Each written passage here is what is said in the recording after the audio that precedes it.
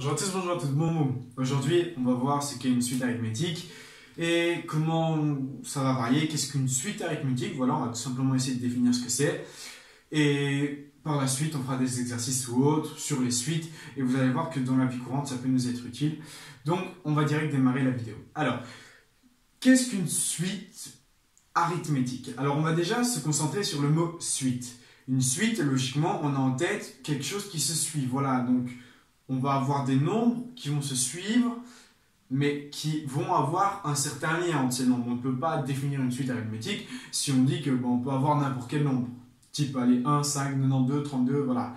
Des nombres comme ça, ce n'est pas une suite arithmétique parce qu'on ne peut pas définir comment la suite va évoluer, elle va varier. Alors, je vais vous mettre une première suite et on va essayer de réfléchir à comment décrire cette suite et donc ce qui va faire qu'elle varie, ce qui va faire que c'est une suite arithmétique et ainsi de suite. Alors, on prend une première suite, on va dire qu'on démarre donc le premier terme de notre suite, on va dire que c'est 2. Ok. Ensuite, je vais dire que le suivant c'est 5. Ensuite 8, puis 11, puis 14. Voilà, alors, et ainsi de suite, voilà, on peut faire comme ceci. Et on va jusqu'à l'infini, on s'en fout. D'abord, on va essayer de décrire ce qui se passe ici dans un premier temps. Alors, qu'est-ce qui se passe quand on passe de 2 à 5? Concrètement, pour passer de 2 à 5, ce que j'ai fait, c'est que j'ai ajouté 3. Qu'est-ce qui se passe maintenant quand on passe de 5 à 8? En soi, pareil, ça saute aux yeux. J'augmente de 3. Pareil pour aller de 8 à 11, et pareil pour aller de 11 à 14. Et donc, c'est ça que ça va être une suite arithmétique. Une suite arithmétique, qu'est-ce que ça va être? Ça va être tout simplement une suite de nombres. Donc, on va démarrer par un nombre, et pour aller au suivant, on va ajouter une certaine valeur. Pour aller encore au suivant, on va encore ajouter une certaine valeur, et ainsi de suite.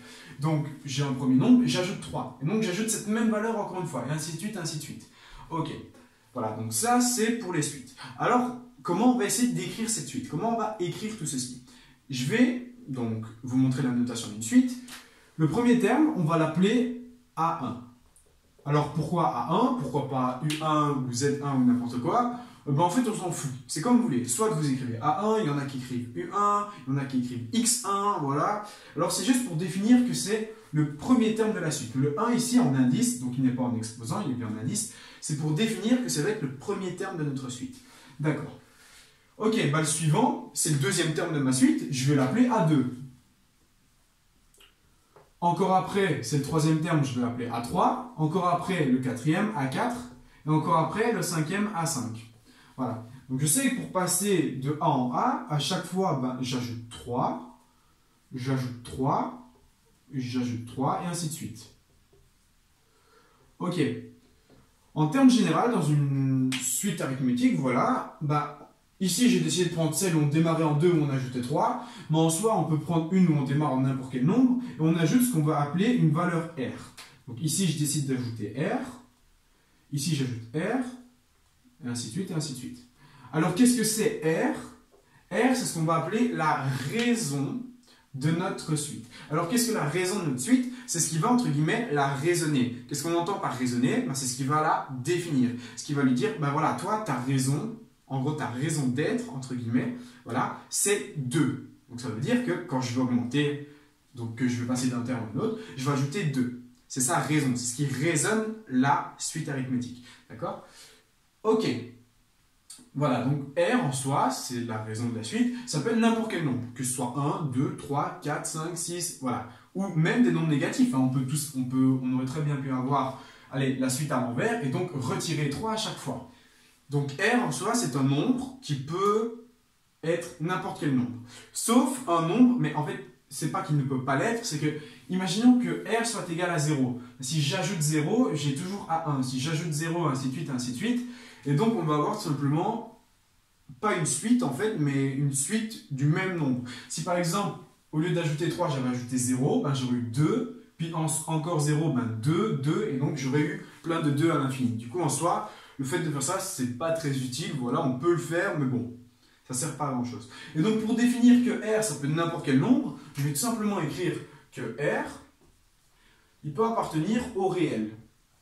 Voilà, c'est ce que je viens d'écrire, R appartient au réel. Donc, ça veut dire tous les nombres qui sont réels, qui existent, voilà, donc type 1,430 000 n'importe quoi, la racine de 2, n'importe quel nombre, voilà, et R peut être égal à ce nombre. Voilà, donc ça c'est ce que nous dit une suite arithmétique.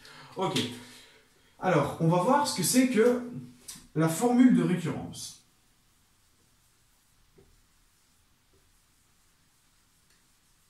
Alors, qu'est-ce qu'une récurrence? Je pense que c'est un A ici. Alors, récurrence. Récurrence, on entend par récurrence que un terme va influencer le prochain. Donc, qu'est-ce que ça veut dire? Ça veut dire que si je prends ces deux-là, eh ben, j'ai ajouté 3 pour passer à l'autre. Donc, en soi, la récurrence, c'est ça que ça me dit. On va procéder par récurrence et donc dire que le suivant, ben, c'est le précédent plus quelque chose. Et ainsi de suite, et ainsi de suite. Et donc, comment est-ce qu'on va écrire ça? Ben, on va définir AN. Alors, AN, qu'est-ce que c'est? C'est n'importe quel nombre de la suite. Par exemple, AN, voilà. Ben, si n est égal à 4, c'est tout simplement, ici, on va prendre dans cet exemple-ci, c'est 11. Voilà. Et donc, AN, ça peut être n'importe quel nombre pour tout n, d'accord, qui appartient au naturel. Alors, pourquoi au naturel? Ben, on a bien à 1, 2, 3, 4, 5, voilà, et 6, 7, 8, 9, 10. Donc, on a bien à chaque fois un nombre, hein, donc le premier nombre de notre suite c'est 1, le deuxième c'est 5, mais c'est bien le deuxième, le troisième, on ne va pas avoir des demi-dièmes par exemple. C'est pas possible. On sait avoir un premier nombre, puis un deuxième, puis un troisième, mais on ne peut pas avoir un demi-dième de nombre, ça n'existe pas. Donc à n ici, eh ben, ce sera pour tout n qui appartient ben, à l'intervalle 1, 2, 3, 4, jusqu'à l'infini. Donc, en gros, n ne pourra pas être égal à 1,5 par exemple, ou à moins 4. Non, ça ne pourra pas être égal. Ok, c'est égal à quoi? Alors, comment on va essayer de définir donc, un terme par rapport au précédent? Eh bien, on voit bien qu'à chaque fois, on doit ajouter r. Donc, ça veut dire que si je suis à an, ben, avant, il y avait an-1. Et pour passer de an-1 à n, j'ai ajouté, ici j'aurais ajouté 3, mais ici on va dire que j'ajoute r. Voilà, donc pour passer d'un terme à un autre, on ajoute bien R. Donc comment on va traduire ceci? On va traduire ceci par donc, la formule de récurrence qui va nous dire que AN, bah, ce sera égal à AN-1 plus R. AN-1 plus R. Voilà, ceci, c'est ce qu'on appelle la formule de récurrence. Alors, on va noter quelque chose ici à côté de cette formule, donc pour voir... donc cette formule elle est vraie pour quel n ou quel r. Mais on sait que pour tout ceci, on doit avoir r, ouais, je vais l'écrire comme ça, r qui appartient au réel et n, voilà, qui appartient au naturel. Alors au naturel, ok, c'est bien, mais bon, ici j'ai n-1 et donc je démarre en 1. Donc ça veut dire que en soi, je n'aurai pas de A0. Donc n, il doit à la fois faire partie des naturels, mais il doit aussi être strictement plus grand ou égal à 2. Donc qu'est-ce que ça veut dire? Ça veut dire que je dois avoir n qui doit être strictement plus grand ou égal à 2. Pourquoi? Parce que si je mets un 1 dans ma formule, je vais avoir A1 qui est égal à A0 plus R, et donc moi ici, mes formules, je les démarre toujours en A1. Donc en soi, je ne pourrais pas avoir n qui sera égal à 1. Donc ici, c'est juste dans la formulation. Ça va dépendre de ce que vous allez écrire et de la suite que vous allez décrire. D'accord? Voilà. Donc ça, c'est pour ce qu'on appelle la formule des récurrences. Ok. Ce que je vais faire, je vais effacer tout ceci. Hein? On va essayer de faire un petit tableau pour voir ce qui se passe vraiment.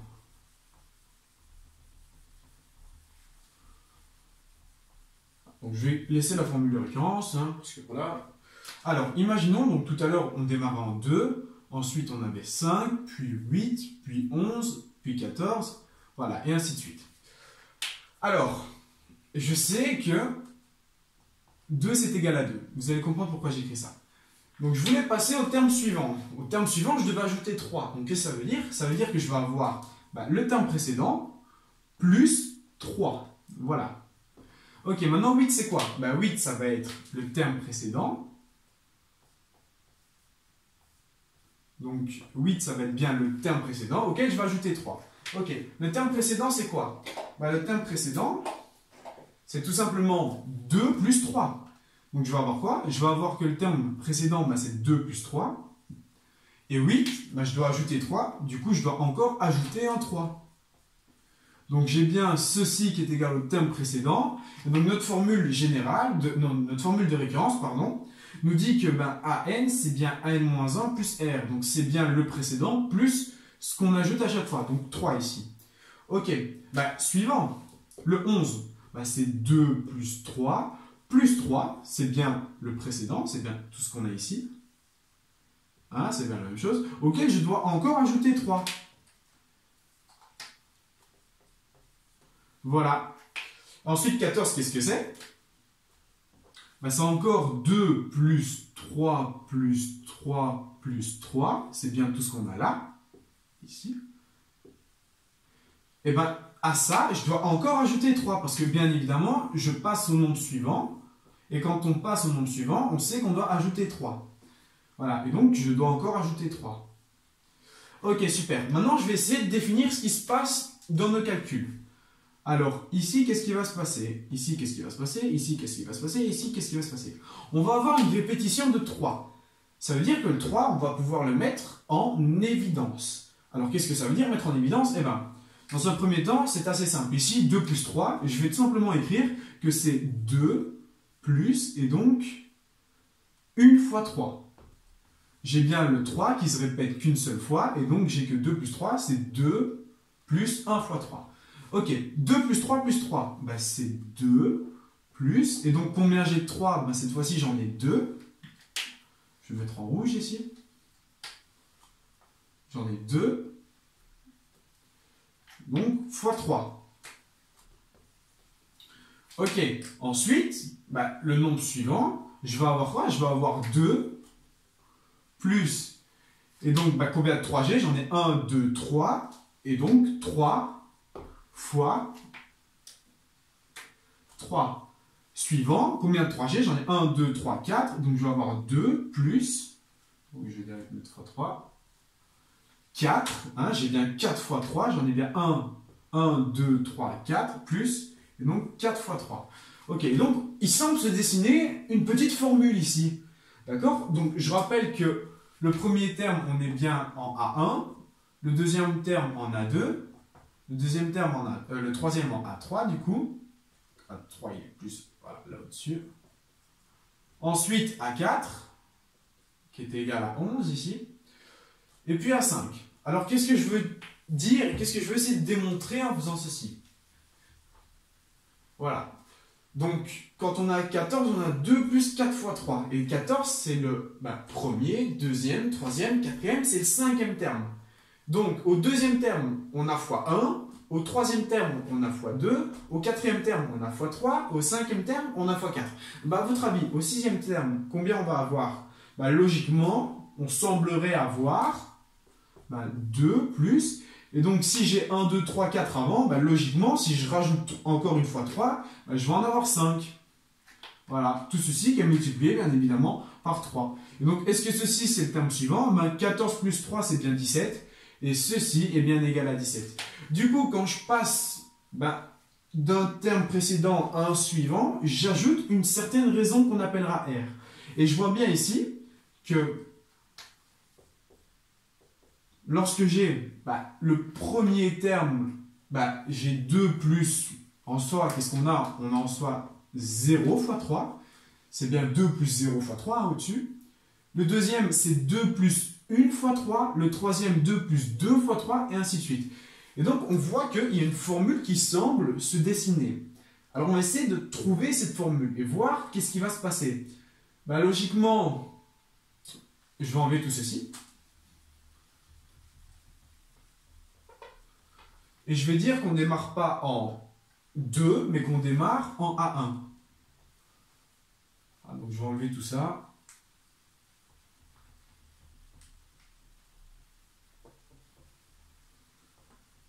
Et donc on va définir qu'on ne démarre pas en 2, mais en A1. Alors qu'est-ce qui va se passer si je démarre pas en 2, mais en A1?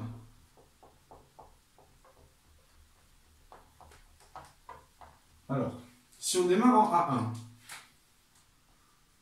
A1, on sait que c'est A1 plus, et donc 0 fois R. Pourquoi j'écris 0 fois R? Parce qu'en soi, plus 0 fois quelque chose, ça me fait bien A1. Alors, vous allez voir et vous allez comprendre pourquoi j'ai écrit ceci. On va mettre le 0 en rouge. logiquement, si je veux A2, bah, ça va être A1 et donc plus R. Hein, parce que j'ajoute bien une raison à chaque fois. Donc à chaque fois que je passe au suivant, hein, c'est bien ce que nous dit cette formule, j'ajoute un nombre R, n'importe lequel, tant qu'il appartient au réel. Alors pour passer à A3, bah A3, je sais que ça va être quoi? Je sais que ça va être A2 hein, plus R. Donc je vais avoir A2, donc tout ceci, plus encore une fois R. Alors, bah, qu'est-ce que ça va être égal à quoi? Ça va être égal à 20. Je recopie A2 avec la formule que j'ai au-dessus. Et donc tout ça, j'ajoute encore une fois R. Hein, ici j'ai bien A2, c'est bien A2, donc on retranscrit notre formule, et j'ajoute bien R pour passer au suivant. Ensuite A4, ben, on sait que ce sera A3 plus R, donc A3 ben, c'est encore ce qu'il y a au-dessus, donc A1 plus R, donc auquel j'ajoute encore une fois R. Voilà, A5, ben, c'est A4, donc tout ceci, plus encore une fois R. Donc A1, plus encore une fois R, plus R, hein, donc c'est bien A4. Et j'ajoute encore une fois R. Alors qu'est-ce qui va se passer? Qu'est-ce que ça va nous donner? Eh ben, quand on regarde, pour A2, on va avoir A1, plus, et donc, ben, une fois R. On a bien une fois R qu'on ajoute. Ok, pour A3, ben, je vais avoir A1, plus, et donc combien de R j'ai ajouté? Ben, j'en ai 1, 2, du coup je vais ajouter 2 fois R. 2 fois R.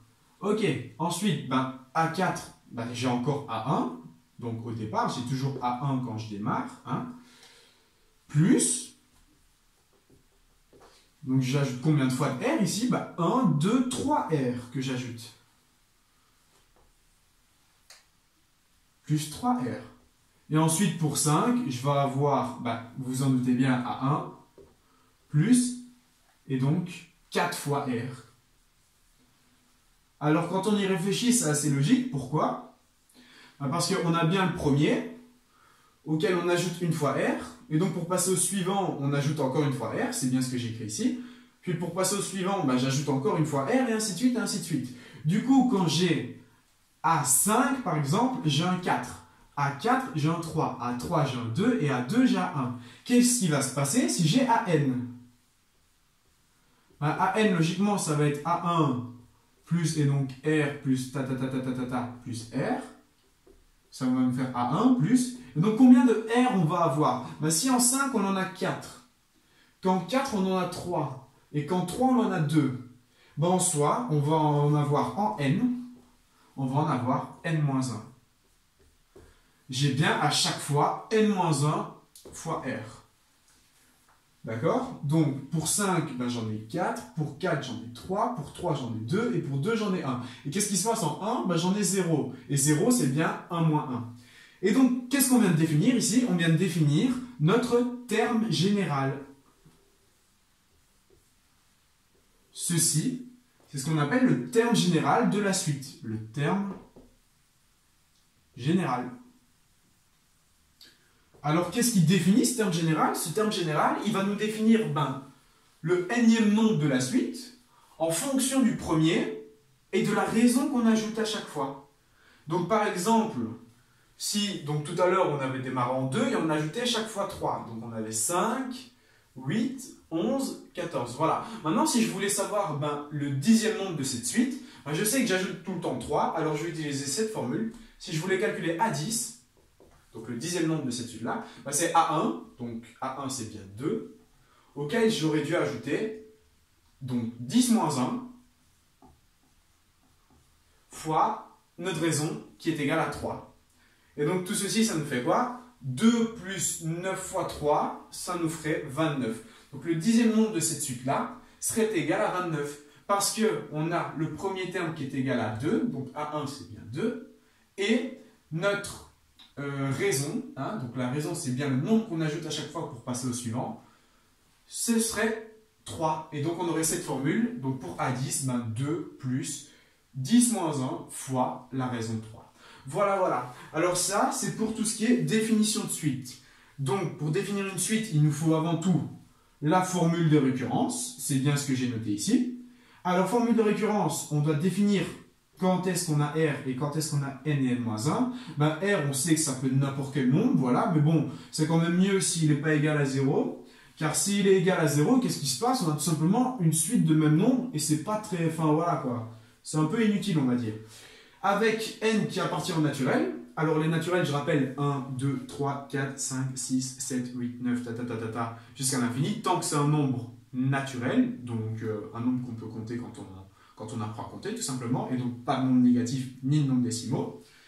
Et que, pour cette formule-ci, bon, moi j'ai décidé d'avoir AN et AN-1, ben, du coup, je dois avoir N qui est plus grand ou égal à 2. Parce que si j'ai N qui est égal à 1, par exemple, ben, je vais avoir 1 moins 1, ce qui va me faire 0. Et ici, on voit bien que je n'ai pas de A0, et je démarre toujours par un nombre, que j'appelle A1, parce que c'est le premier nombre. Voilà, voilà. Et notre terme général, qui nous dit que AN, ben, c'est le premier terme, plus N moins une fois la raison. Voilà, voilà. Alors, c'est déjà fini pour cette petite introduction aux suites arithmétiques.